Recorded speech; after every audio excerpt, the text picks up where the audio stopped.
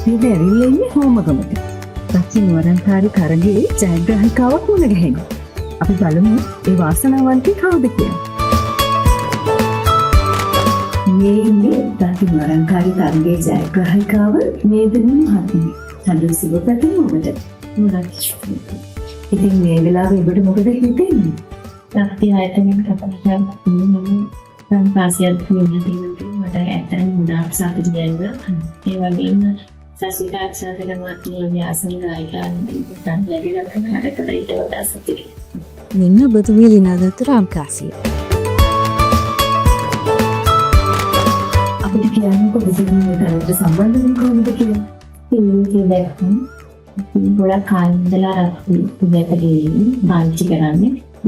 ඉතින් දැක්කලා මම ගෙදරට ගෙනාවම ඉතින් මේ කාණ්ඩට දාමු කියලා දෙක සින්සෙන් දෙන්නවා. ඔබට මේ වෙලාවේ අනිත් අයට මොනවද කියන්නේ? මට අනිත් අයට කියන්න තියෙන්නේ ප්‍රති වෙන ගන්න පාවිච්චි කරලා බලන්න මේ අවස්ථාව ලබා ගන්න.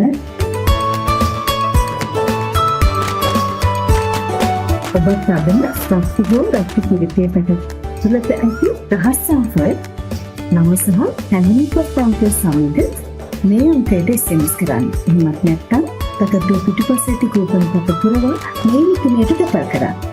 රත්න වරන්කාරීතුමනි ලංකාසි දිනන්න ඔබත් අද එකතු වෙන්න. රත්ති නුවරංකාරී